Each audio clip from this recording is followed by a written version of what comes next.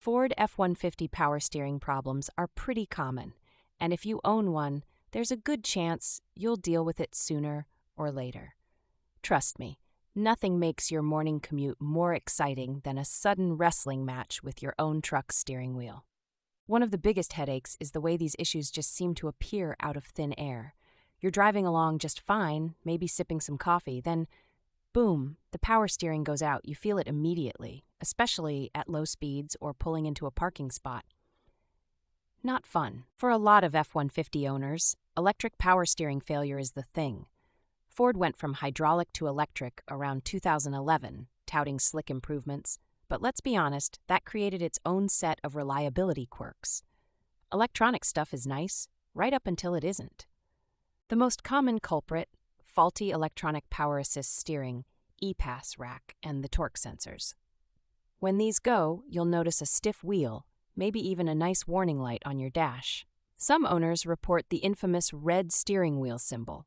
If you see that, there's no ignoring it. Honestly, it's a little wild how expensive these fixes can get.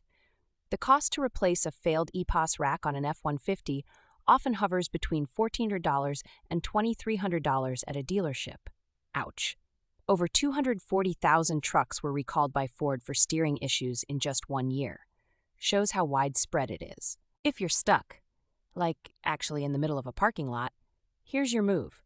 Turn off the truck, wait a few seconds, and restart it. Sometimes, this old classic is enough to reset the system temporarily and get you home or to the shop. Not a miracle, but it works just often enough. Look, safety is a big deal here. If your steering suddenly gets stiff, especially while cruising at 60 miles per hour, it's a nightmare scenario. That's not just an inconvenience, it's a risk multiplier for accidents.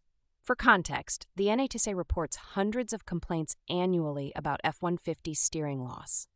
If you're a DIY type, you can sometimes scan your truck with an OBD2 reader.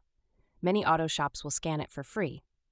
Error codes like U3000-49 or C102D29 are red flags for EPAS fault. Write these down because the shop will ask. Another pro tip: always check your truck's recalls with the VIN on the official Ford website. Seriously, this takes 2 minutes, and you might end up getting a free repair. Ford's recalls have covered entire model years for steering issues. Don't leave free money or safety on the table. Interestingly, steering problems pop up more often in northern climates or areas with lots of rain and salt on the roads. Portland, where I live, is notorious for potholes and wet roads, both of which can mess with the electric steering's vulnerable connectors and sensors. If you start hearing weird noises, a whining, groaning, or grinding when you turn, don't ignore it. Those sounds are often early warning signs of trouble brewing. Catching it early can cut your repair costs in half, compared to a full-out steering failure. Final pro move: keep your truck's battery in top shape. The EPAS system is very sensitive to low voltage. A weak battery or corroded terminals can mess with the electronics and trigger false steering faults. Replacing a battery, $140, is way cheaper than replacing the rack, $2,000 plus. If you've got an F-150 and your steering feels off, don't wait. This isn't the kind of car problem that magically solves itself, and the longer you leave it, the lighter your wallet will be. A little preventative attention goes a long way.